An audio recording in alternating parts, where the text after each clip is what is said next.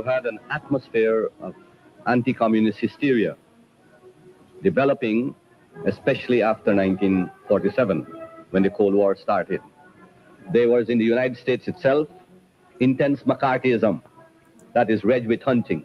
The Communist Party was declared to be a subversive, illegal organization, and many communists were sent to jail for periods of 5 years and more, some up to 10 years. The Chronicle, the Argosy, carried out a hysterical campaign. A tremendous anti-communism, tremendous hysteria. The result of all of that was that when I brought back from London 9 crates of books. They were seized by the customs and burnt.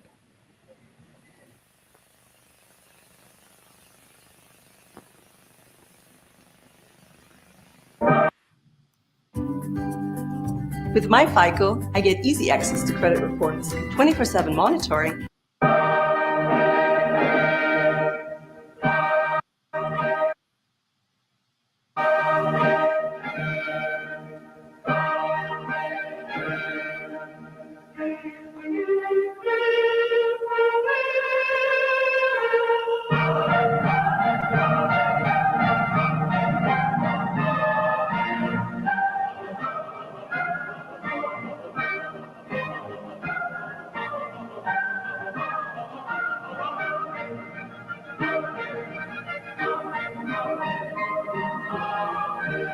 In the whole Caribbean, there was great unrest during the wartime period.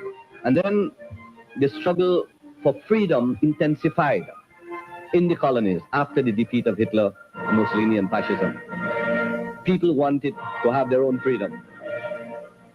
But immediately after the war, the British went back to Malaysia, the French went back to Indochina, and the Dutch went to Indonesia.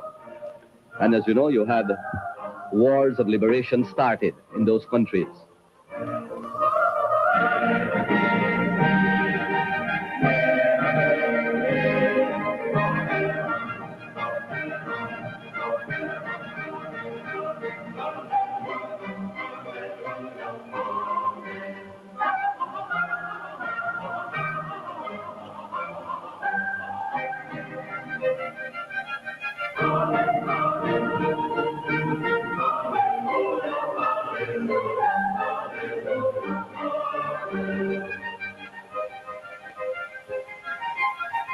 In Kenya, the trouble started, and the British carried out an extermination campaign against what they call Mau Mau terrorism, which was no more than a liberation struggle.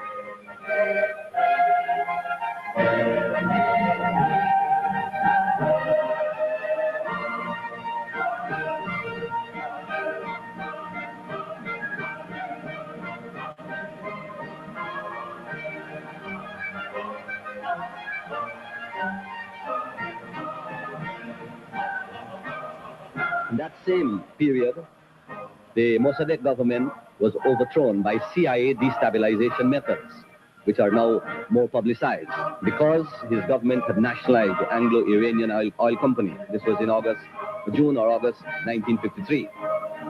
And so our struggle must be seen in that context to get freedom, to get independence.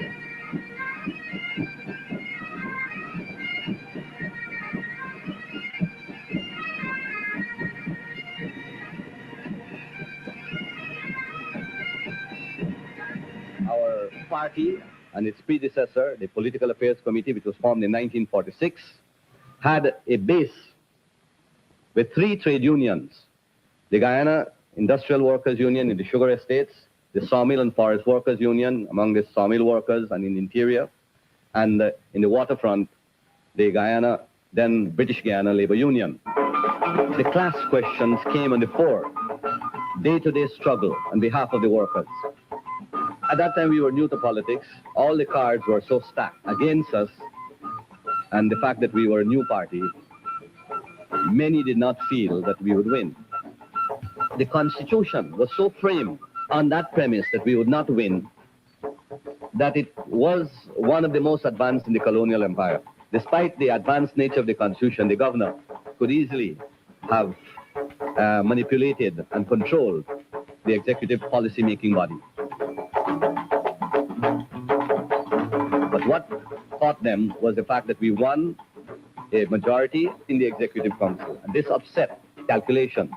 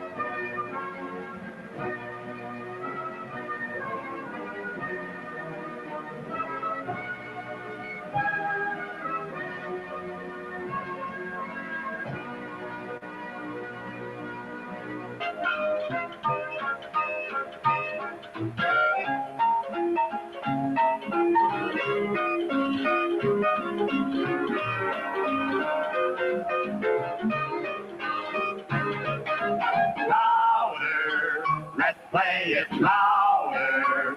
Come on, we'll clap our hands and stamp our feet. And when we've got a steady beat, put another nickel in the Nickelodeon. Let the leader man begin. The music, music, music, music, music, music.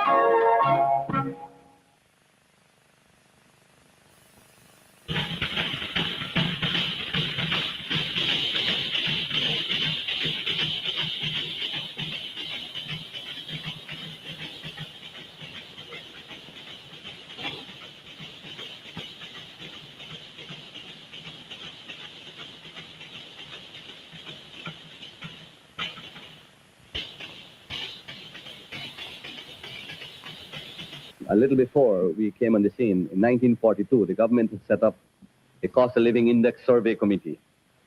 And it revealed some very depressing statistics that an average family of 4.5 persons was earning $7.41 per week and spending $8.23 per week.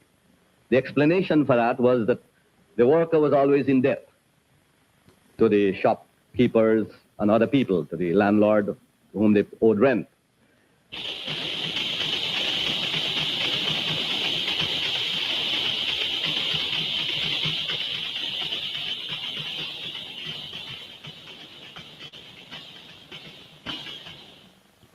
In the sugar estates, you had barrack-type ranges from the days of slavery, and in periods of heavy rainfall, these were all flooded. People had to go through from one part of their lodgings to other parts in boats. By and large, conditions were pretty awful for the working people. What one writer described as below human decency. It is against these things, of course, that we fought. In 1948, I was living in Covent Garden here.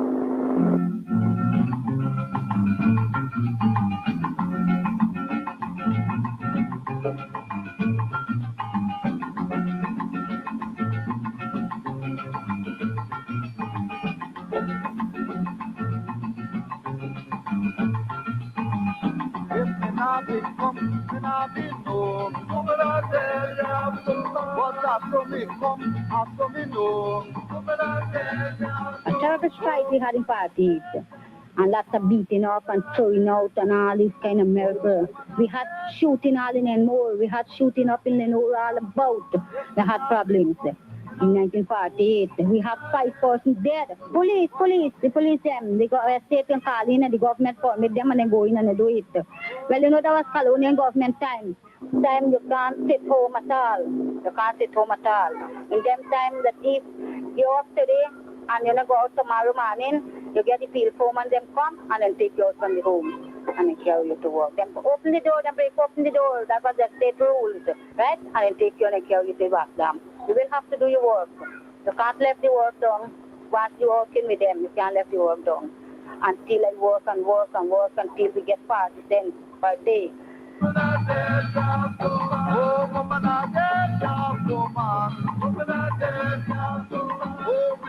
dying here for us. Women are dead. Oh, women are dying here for us. Women are dead. Very good evening to you, and welcome to Politics 101, brand new week. Tonight, Monday night, the morning after, the night after. Those of you who are cricket lovers and Amazon warriors, give it up last night to St. Lucia. It's the day after. The day after. Good evening, good night to some of you. We started our program tonight there with some history. 1953, when the original PPP, not this PPP, there are 2 PPPs. There's a PPP before 1957, and then there's the 1955, sorry, and then there's the PPP that came in after 1957, because between 55 and 57, there were 2 PPPs, Jaganite PPP and Burnhamite PPP. And then the Burnhamite PPP became PNC, and the Jaganite PPP retained the old PPP name. So the PPP that we were looking at, the original PPP that included Jagan and Burnham, Guyana, Martin Carter, Janet Jagan, James Phillips Gay, Ashton Chase, Dr. Lachman Singh, Jainarine Singh. It was the United PPP that won the first election under self-government, because, you know, prior to independence, between the late 1940s after the end of the war and independence in 66, we had what was called the decolonization period, where the British granted limited self-government. That included universal adult suffrage, meaning that all the citizens who were adults, at that time it was 21 years old, could vote. And they could vote in their own government. But the British still maintained control of defense and finances. But you know, there was Guyanese government, so we call it limited self-government. And the first election held in 1953 was won overwhelmingly by the PPP. They won 17 seats, which gave them a majority, and they took office after some little wrangling. Well, not little wrangling, big wrangling. They took office. Dr. Jagan was the premier. Forbes Burnham was Minister of Education, in many regards deputy premier.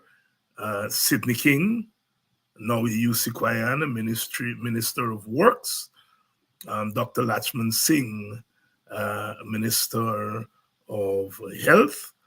Jainarine Singh, I can't remember what was his designation. I'm thinking Minister of Labor, and Ashton Chase. Ashton Chase was Minister of Labor. Jaina Rising, I think, was Minister of Local Government. So there were the six ministers, and they took government, and they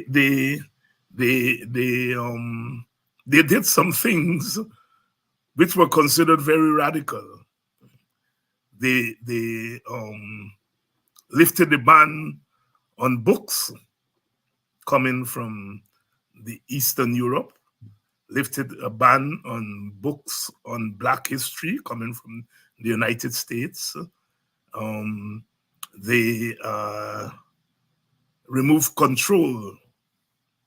church control of schools, and put it in the control of the government.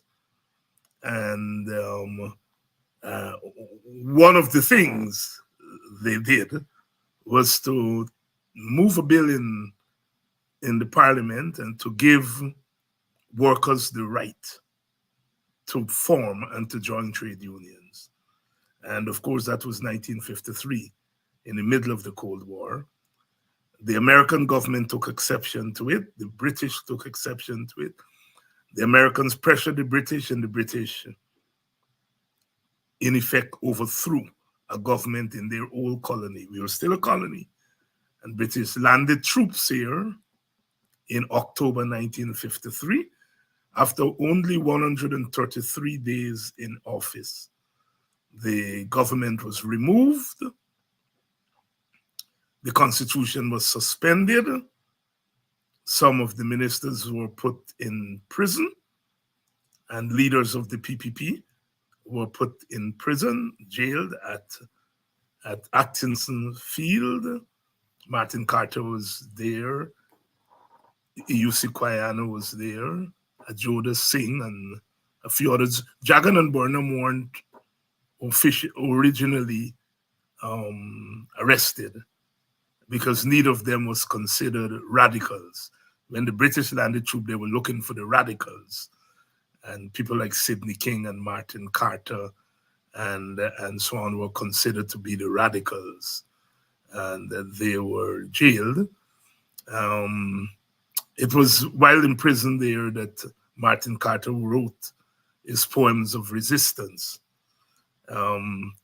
So the government was suspended after 133 days, and the British landed troops because the Americans convinced the British that the PPP were about to set up a communist government in Guyana. And so the British landed troops. When they came here, they saw cricket being played at border. India was visiting, and India and the West Indies were playing. There wasn't any unrest, but like I said, they arrested a number of leaders and suspended the constitution. And that remained so from 1953. There were no elections between 53 and 57. And of course, the PPP split in 1955. And the rest is history. So October 1953, when British landed troops here in Guyana, invaded their own colony. Sometimes, it's good to go back to this kind of history because, scholars now all over the world are going back and doing studies of that period. And, our Guyana was very part of world politics. Because in 1953, the Americans overthrew a government in Guatemala that they didn't like. The Guatemalan government had nationalized the United Fruit Company, which was an American company, and America orchestrated the overthrow of the government in Guatemala. And in Iran, the Iranians had done the same thing under Prime Minister Mossadegh. He had nationalized an oil company, and again was removed. And it was the same time in 1953, the Kenyans had taken to the countryside, the forests, and waged a war of independence against the British. It was called the Mau Mau Rebellion. And it was from that Mau Mau Rebellion that the Rastafarians in Jamaica saw the fighters with a matador, and they adopted it. And that's what we now know today as dreadlocks. But that 1953 period, 1953, the Castro made a force attack, Moncada attack, in 1953 to overthrow the government in Cuba, the US-backed government in Cuba. They were captured, put in jail, and were released. And so all of that is happening in 1953. Castro would go on to rebuild his group, and they would eventually take over Cuba in 1959. But the early 1950s was a period in which the world politics, and Guyana was very much part of that. The Korean War was raging in the early 1950s, the Korean War that led to the division of Korea between North Korea and South Korea. And so our Guyana was very much part of the theater of the Cold War, the theater of the Cold War. Queen Elizabeth was coronated in 1953, as you saw there in the documentary. She took over as queen in 1953. Of course, one of her first acts was to order troops, because, you know, the queen ultimately has to sign off on British troops. Order troops into Guyana. She visited Jamaica, and the Guyana government at that time, the PPP government, the United PPP government, did not send any representative to Jamaica. And so she would later visit Guyana, and she would be picketed by Martin Carter and others. So that period in world history is a very important period, and our Guyana was very much part of it. The early 1950s, really interesting period. In 1950, Guyana, the West Indies is beating England at cricket in England for the first time. Cricket, lovely cricket at Lord's, where I saw it. Those two pals of mine, Ramadan and Valentine. In the early 1950s, reggae is born as a music emerging out of the ghettos of Kingston, Jamaica. That first iteration of reggae was of course called ska, emerging in the early 1950s.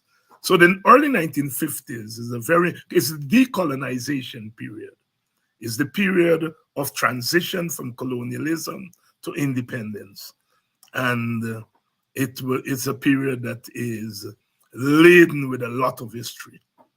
And like I said, our Guyana was very much part of that history. In the same way that the 1763 rebellion, the 1763 revolution led by Kofi, that revolution was part of an age of world revolution. Of course, the American Revolution, 1776, French Revolution, 1789, the Haitian Revolution, eventually in 1804, but they started to fight in 1791. And the Kofi Rebellion, the Kofi Revolution, is part of that age of revolution, And it's usually referred to by what I call lazy historians as a failed revolution. Couldn't fail. They held the colony for more than a year. That's not failure. In many regards, that was the first Black Republic. The first Black Republic, because Kofi had declared himself governor, took over the colony, was negotiating with the Dutch, and so forth, and held on for over a year. So our Guyana is very much part of world history. World history. The 1823 Demerara Revolt, as it's called, was the largest slave revolt in the New World. In the New World, over 13,000 enslaved people took part. It's the largest. There were others, other rebellions and revolutions, but 1823, even the Asian Revolution, it didn't have 13,000 people. The 1823. So there we go, Guyana again, and then of course after slavery ended, the village movement does not have its equal anywhere else in the world. Anywhere else in the New World, anywhere else, the village movement is peculiar to Guyana, very peculiar to Guyana, where people en masse pool their resources together, bought land, and set up villages. It has not been replicated, not in the United States, not in Brazil, nowhere else. It is unique to Guyana. It is unique to Guyana. In the same way that what we call kwekwe, that ceremony before two people get married, it's it came from West Africa, but it survived only in Guyana. Only in Guyana. Good evening to you. A little bit of history there, a little bit of history.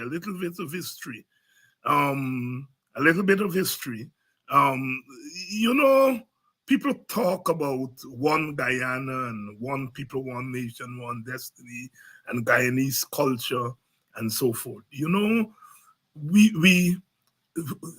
Guyanese culture has to be an amalgamation of our different cultures, not a washing away of our cultures, not a melting of our cultures. They will always be melting and so forth.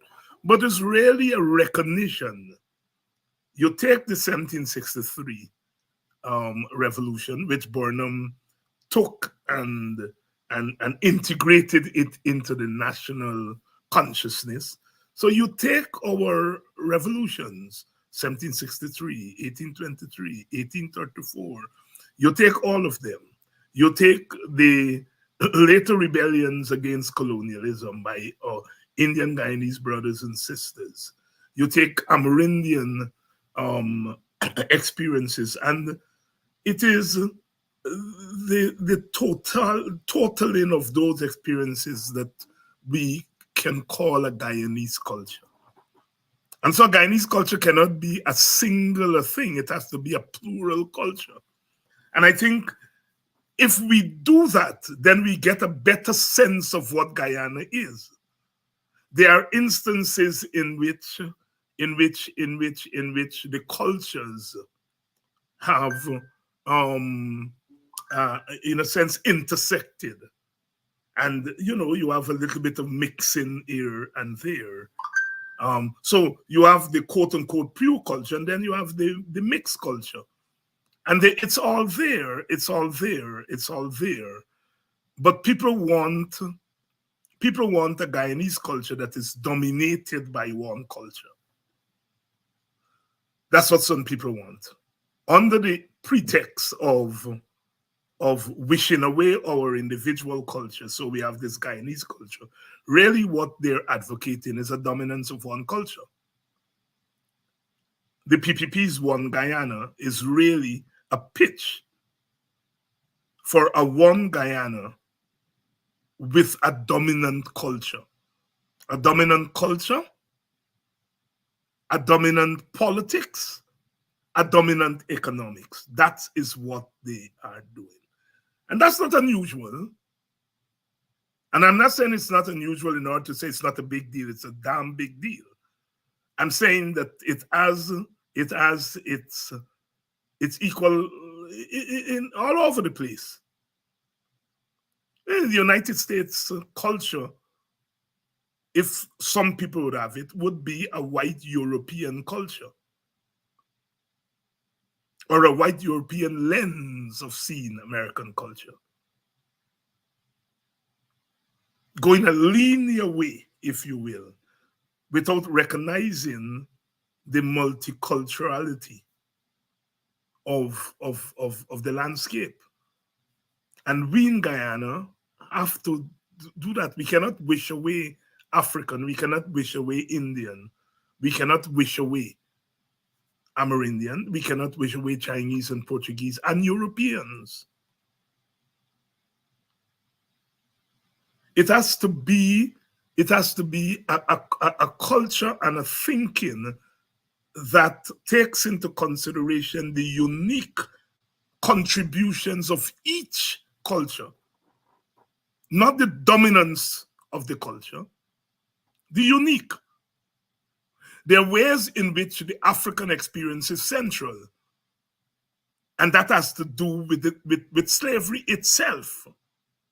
It is not because Africans say we want to be central. The experience of slavery is a unique experience, unique in human society. And so it has to be unique.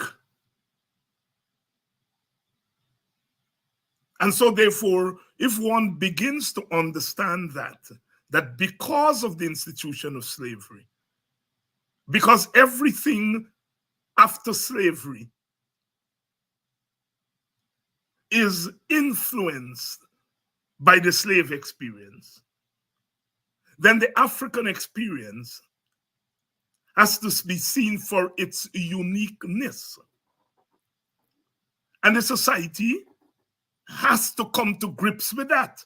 All societies in the so-called New World has had to come to grips with the disturbing presence of that experience. The United States has had to come to grips with it.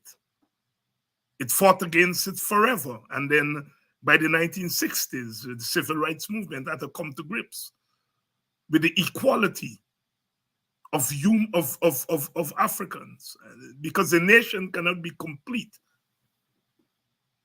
And today we are talking about reparations and so on and so forth. We in Ghana have a difficulty dealing with the question of race. And the difficulty we have dealing with the question of race is because we don't like to deal with it. And until we arrest the question of race, look it full in its face, and deal with it, our society would always be in trouble. Our society will always be a make-believe society.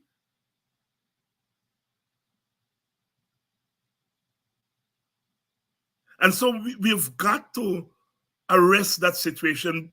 For a long time, Brazil had a philosophy of non-racialism. They say race did not exist in Brazil. They called it racial democracy. That there were inequalities in Brazil, but according to them, it was not race. And it was official not to acknowledge race in Brazil. Until we got to the 1970s and 1980s. And Brazil had to come to grips with that. Had to come to grips with the reality of race. First of all, it was come to grips with the fact that it's a black society. There are more Africans in Brazil than any other place outside of Africa. It is the second populous African country after Nigeria. And it refused stubbornly until the 1970s. It had to introduce affirmative action, just as the United States had to do.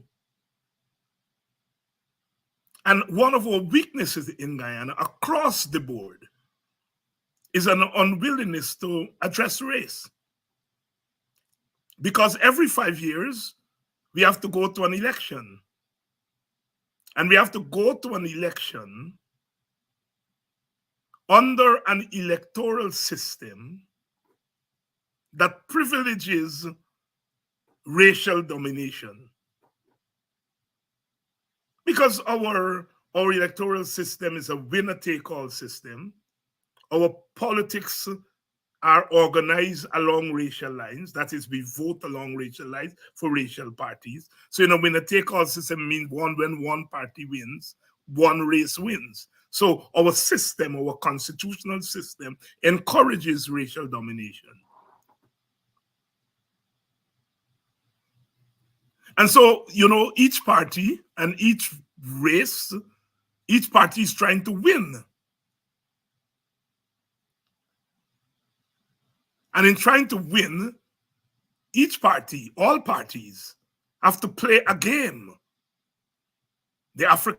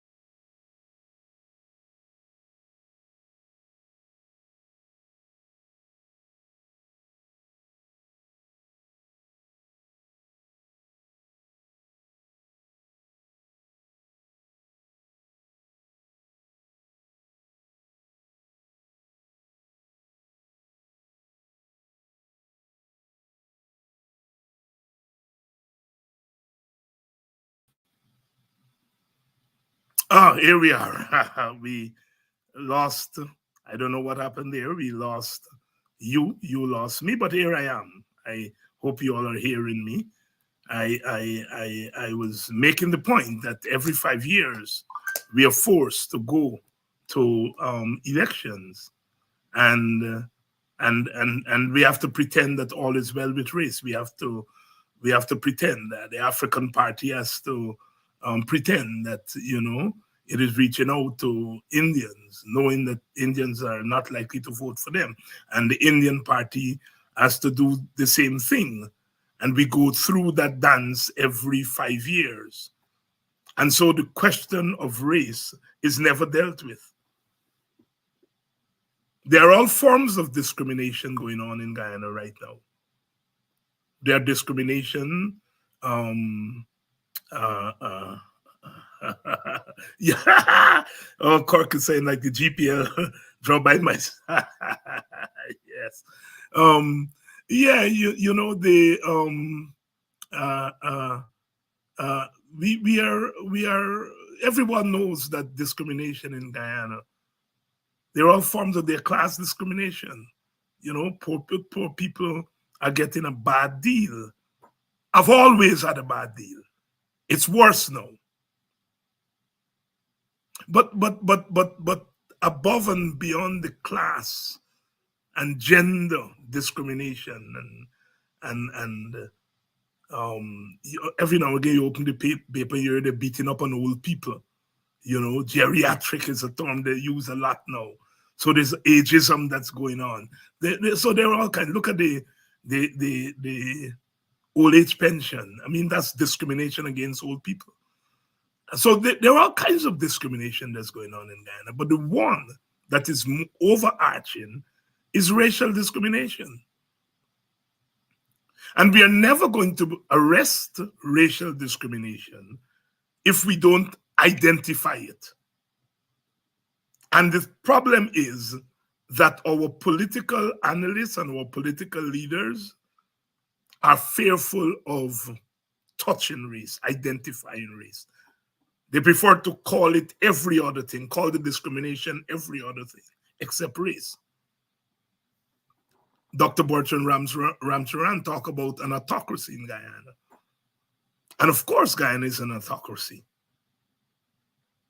But the autocracy has a particular flavor to it. It has a racial flavor to it, which makes it doubly dangerous. You know, I came into politics as a boy in the 1970s. And it was a time when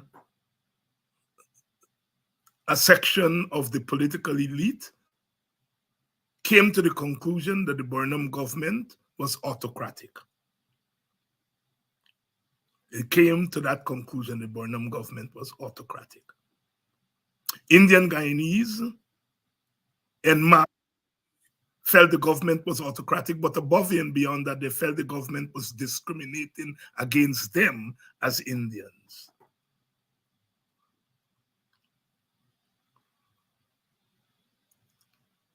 The government was discriminating against them as Indians.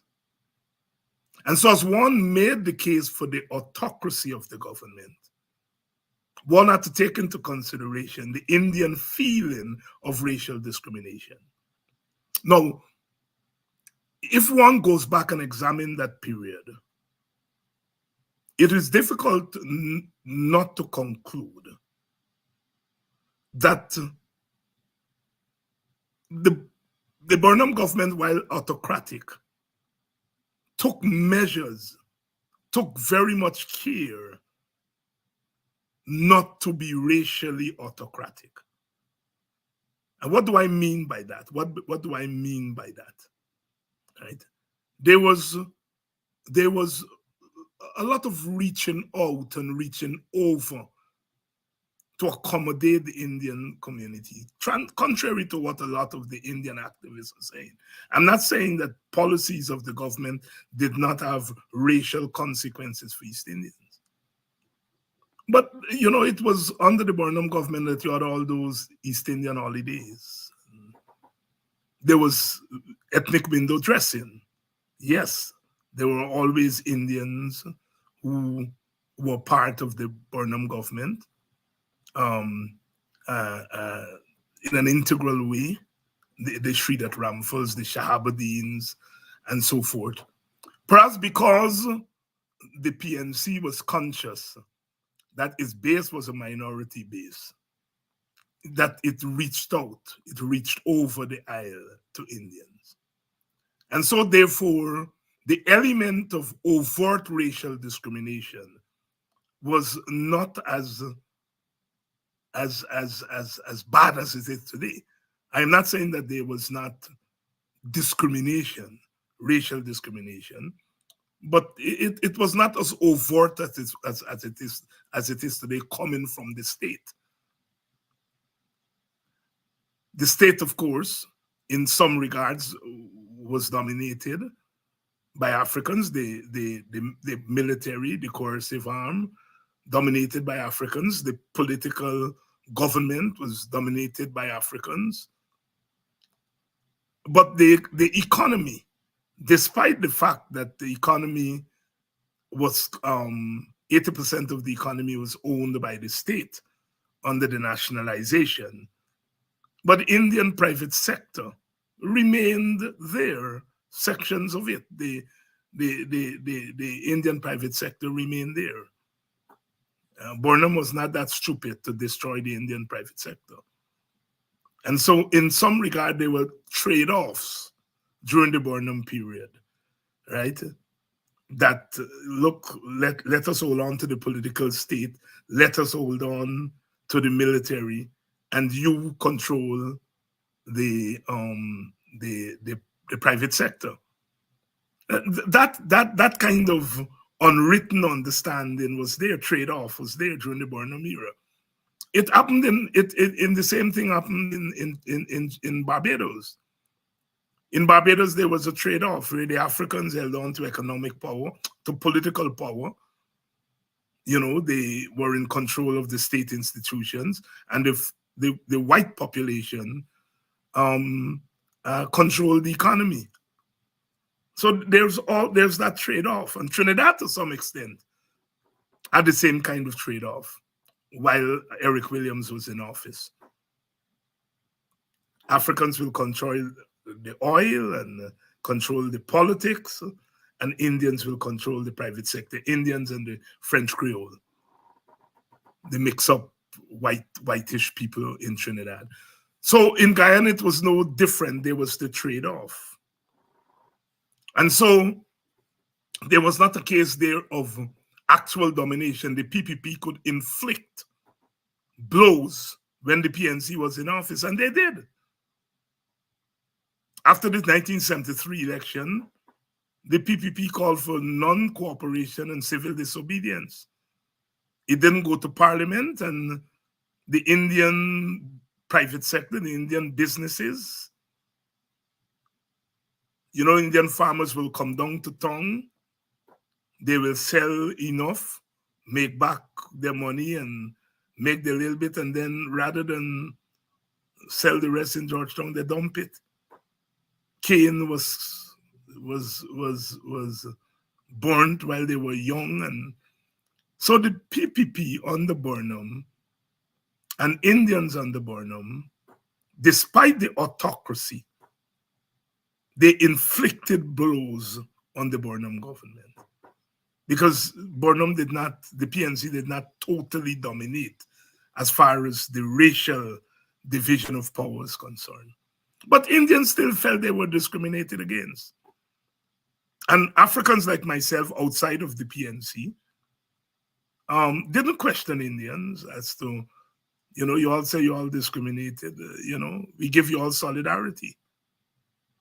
We give you all solidarity. When the PNC left office and the PPP came to power, they went a step forward, a step further, that they kept the same autocratic state, but they moved for a total domination of the society. Economic domination. They used the power of the executive and the power in the parliament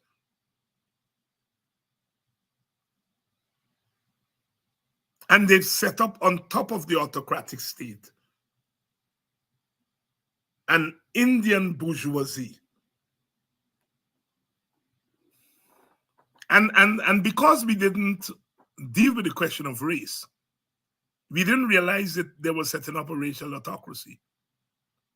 We said, you know, they were being discriminatory, they were being dictatorial, but we never dealt with it in race. It was not until oil came, and then people woke up to the fact that what the PPP had skillfully done is that they had Indianized control of the power levers in the society. Look at their strategy in the police force. They tried to get Indians to go in the police force, and Indians wouldn't go join. They won't. Indians, you can't expect after you demonize the police and the army for decades, and then you're going to tell Indians now go and join something that you tell them is racially against them. So it was no surprise that Indians didn't go and join the police and the army, because the PPP had socialized those things as not just as Black institutions, but as Black oppressive institutions that were anti-Indian. So Indian people were never going to go en masse and join no army. It is not because Indians can't be soldiers, they can't shoot guns. The Indian army in India and the Pakistani army are powerful armies. So nothing wrong with Indians. It's just that Indians in Guyana have been socialized that the army and the police are against them. So they're never going to go and join something that's against them. It's not that Indians are not physically capable of being soldiers and so on. They are.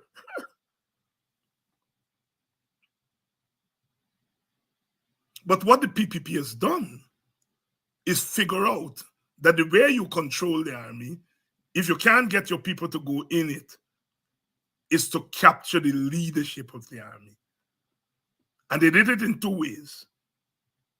By compromising the African leadership of the army and by positioning Indian cadres in the leadership of the army. So now when you look at the command structure of the police force, for example, you find in a force that is predominantly African, the leadership is probably now a majority Indian leadership. Up to recently, of the 10 commanders, 6 of them were Indians. Look at the deputy commissioners who are being lined up to replace Hickins when he goes. So what the PPP has done is, while they were not able to capture the army in terms of numbers and the police, is that they were able to control it at the level of leadership. And those institutions, military institutions, give orders. And if you were a black soldier and your command is Indian, according to the rules, you have to carry out the commands. That's military. That's how military work. So the PPP has been able to capture that lever of power, the military.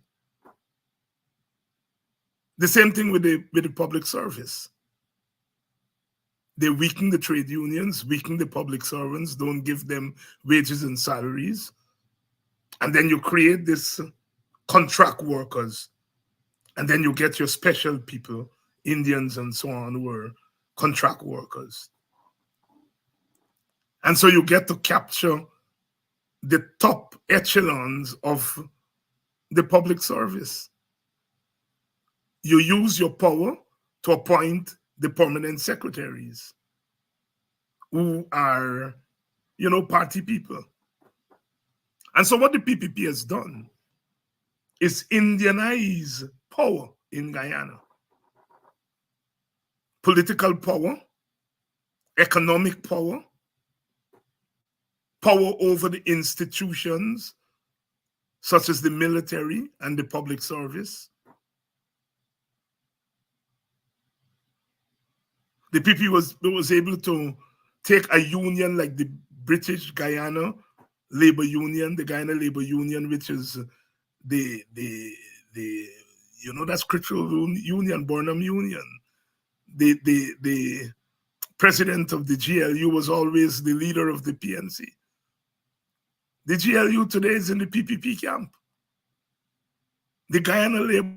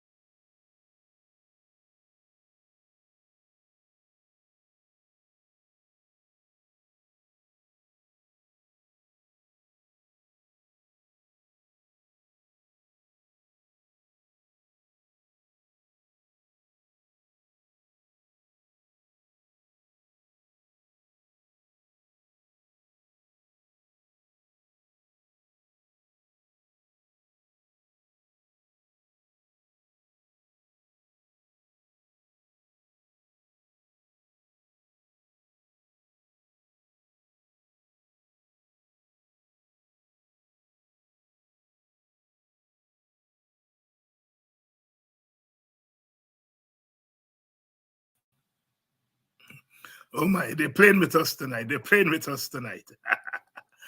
They're playing with us tonight. But as I was saying, the PPP has an Indianized power in the society. And when I say Indianized power, it's not putting Indian people in some superior position to Black people. No, that's not the case. Everybody's quite correct when you say Indian working people, ordinary people, are not part of the power structure. They're not. It's the PPP has Indianized the structure by creating a new Indian class. It's not the old Indian bourgeoisie class. It's a set of newer people who have been empowered under the PPP in the last 30-odd years. And they're now dominating the society. And the usual thing in these kinds of situations is that although the Indian masses are not always benefiting from this control of the society, they go along with it out of ethnic loyalty. And that is what happened in these societies. I mean, if you're Indian, you're not likely to say, look, I am not going to vote. I am not going to vote for the PPP because it's Indianizing the society. There are some Indians who are going to do that, but you're not going to get the regular Indian person to do that, because that's not how human beings operate. And so, and so the PPP is dependent on that Indian solidarity to continue the ethnic dominance of the society. Now, ethnic dominance is very dangerous. Very, very dangerous. Because ethnicity is a very potent form of identity. And the PPP government, quite apart from dominating the society economically, dominating it politically, dominating it culturally, look at the way in which the culture minister is going on. Look at, you saw Stanley Greaves writing that long letter. And what he's talking about is the politicization of the culture sector. I mean, control. Now, this is the arts and so on have traditionally been, kind of African mixed people, Portuguese. They've been at the top of the art sector, and so on. And now the PPP is taking control of that sector. Taking control. Calistanios is now commanding the ministry. Some of these things did not come under the ministry. This is how a government takes control of a society. And the PPP is doing it in an ethnic way. And now when you listen to some of the Indian activists, the Ravidevs and so on, you understand what is it they're doing. Even if they don't like this government, what they've done is they've recognized that this government, in pursuit of certain class interests, is going to give in to some racial interests.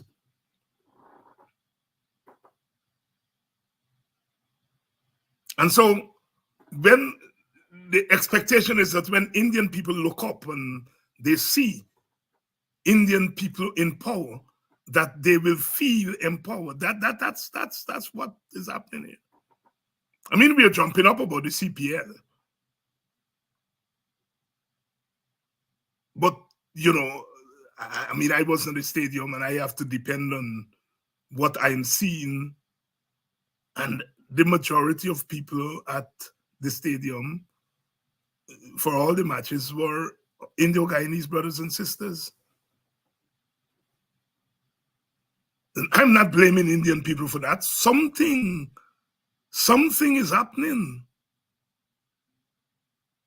So the CPL, the audience, that audience, which was a wonderful audience in terms of its support for Guyana and Amazon warriors, but you couldn't help but feel somewhat sad that the face of that audience was Indian Guyanese, and that people who were visiting would probably get the impression that, cricket is now an Indian thing, I don't know. We can speculate as to what is happening there. Some people talk about the ownership of the team. Of course, we know who owns the team and so on. But cricket is a game that is loved across race. Yet you could not help but notice.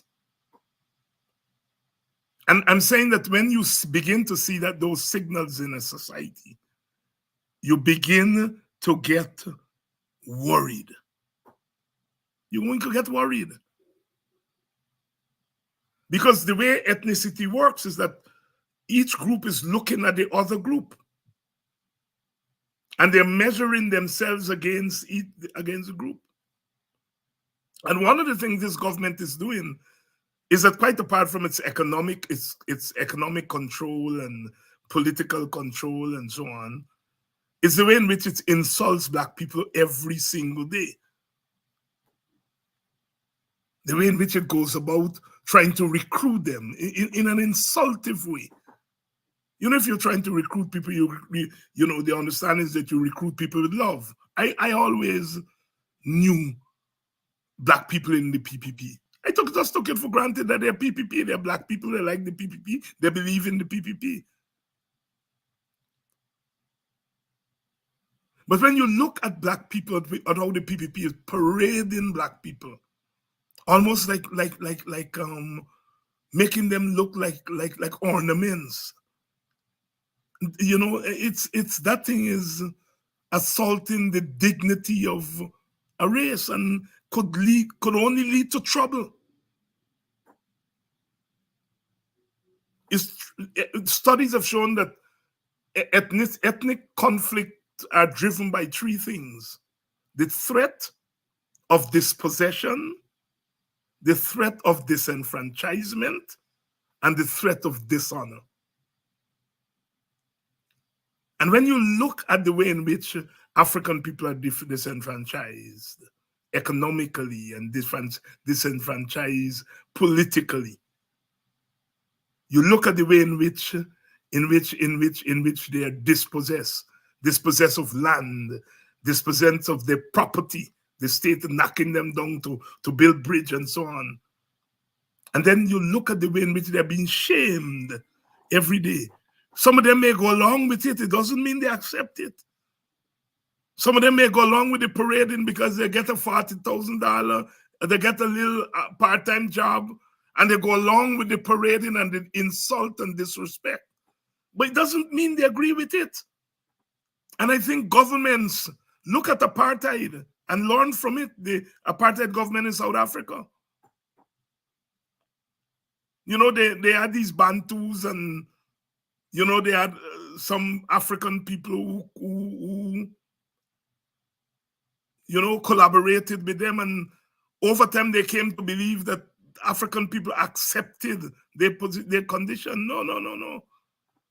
The same thing in the United States. And they may think, and that thing could lead to trouble.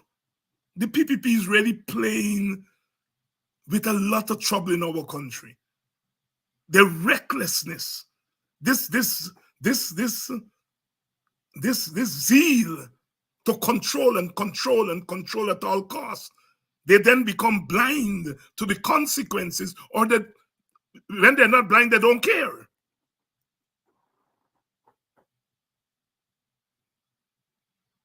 And they spend a lot of time trying to tell black people what to do. Don't march. Don't run behind this leader. You know, I don't see black leaders telling Indian people what to do. And you know, in the way in which the Indian leaders talk down and try to direct black people. And that thing could lead to trouble. In fact, it's likely to lead to trouble. And I am saying that the coming election, you know, I would like the no opposition to win. But I am under no illusion that if and when we win that election, that our problems will be solved. No, we will be up against it. We will win control of government and state, but we will have to spend a lot of time dismantling this structure, this superstructure that the PPP has built. And it's going to be quite a task. I mean, those people have set this society up in such a way that when they lose power, meaning state power, when they lose the power of government, they will still have power in the society. And that is why some people are arguing that the quicker we get rid of them, the better, the quicker we get rid of them. At the end of the day, I am a shared governance person, power sharing. That I believe at the end of the day, you know, the political parties, all of them, all of us, have to come together and find a way to run this country together. But I accept that that is not going to be happening automatically. And so the next best thing is a united opposition. A united opposition, which can lay the basis for an eventual national structure. But we first of all have to recognize where we are. And as I started by saying tonight, sometimes we don't recognize what is it we're dealing with. And if we recognize it, we got to downplay it. You know, the opposition can't spend a lot of time talking about the racial nature of this dictatorship, this autocracy. Because, you know, some Indians would feel that once you're doing that, the PPP says that any attack on them is an attack on Indians, you know.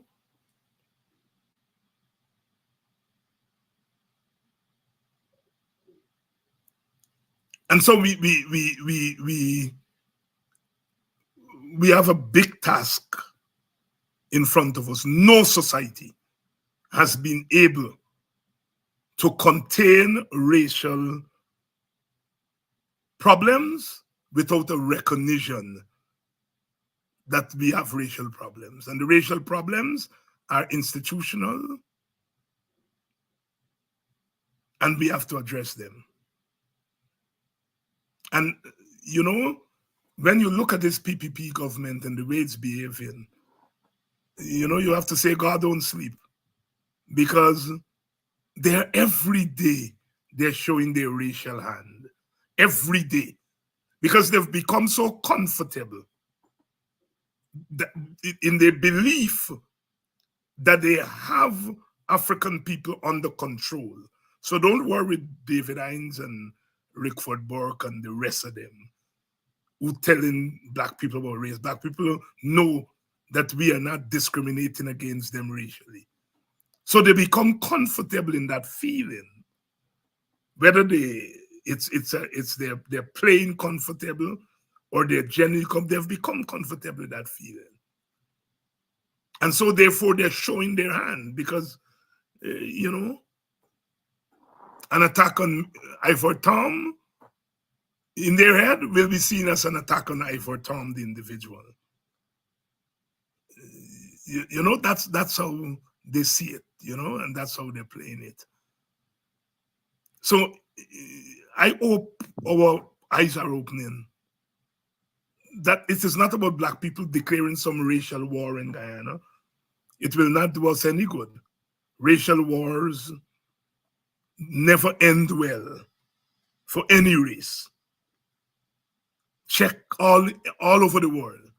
Wherever there have been ethnic and racial wars, they never end good for any of the races involved. And so that is never an option. But that does not mean that we have to confront race. We have to beat it back and beat it down. Racial discrimination and racial oppression. But we have to do so without provoking a racial war. Many people believe that the PPP wants to provoke a racial war. We have to be against racial wars. But at the same time, we have to fight for racial justice. We have to fight against racial oppression. Some may say it's a delicate balance. How do you fight against racial oppression? How can you fight against racial injustice without triggering a racial war? That is the question some people ask, and then they pull back and say, let me just leave things as they are. No, we can't. We can't leave things as they are. We have to confront racial injustice. We have to confront racial inequalities. We have to confront racial discrimination. And we have to do so without provoking a racial war.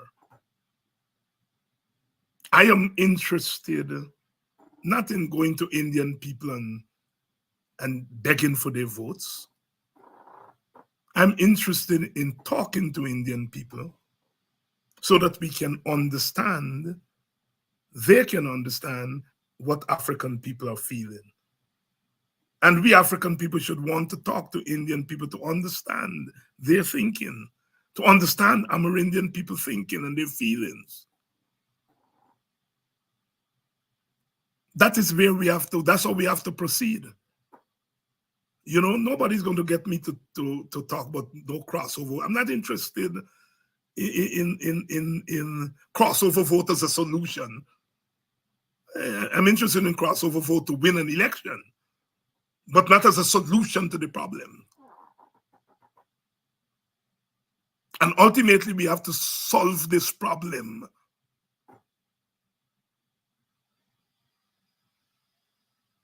I, as an African, can't be just good because I can sing and I can play cricket and knock the ball out to the ground and so on. I must be respected for other things. My humanity must be respected. And we are moving down the road where the African is tolerated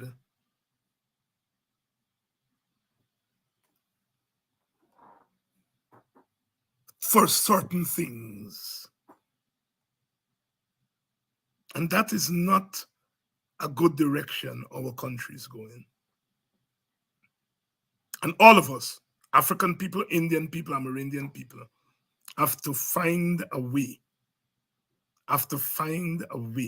to confront this problem. I agree that election is not a time to do it. At the end of the day, we vote race. And no matter how we jump and thing around, you know, in the short term, that's not going anywhere. And I don't even know that we ought to spend our energies telling people not to vote race. What we have to do is to find a way to respect the racial and ethnic identities of our people. We have to find a way to do that. I'll see you all tomorrow night. We have a lot of issues to cover this week. And so tomorrow night, we are going to be back. I understand the government is trying to get involved in that story in New Amsterdam, where a PPP lady behaved badly and the council suspended her, and the government is trying to strong arm, use its power as a central government to intervene. I'm going to try to see if I get some of the people from New Amsterdam to come on and for us to talk about what really is going on there. So we're going to be covering that this week. We still have not, on this program, really gotten to the bottom of what went on with that teacher's debacle. You know, it's one of the things that happened. We knew that part of the executive of the teachers union sold out the teachers. And as the usual thing, after a couple of weeks, we move on. I want to come back to that issue. And this week, I am going to try to get some of the executives involved to come on to the program for us to talk. So until tomorrow, tomorrow we're going to be back and we are going to continue our conversation. Politics 101 every evening at 7 p.m. Guyana time. See you all tomorrow.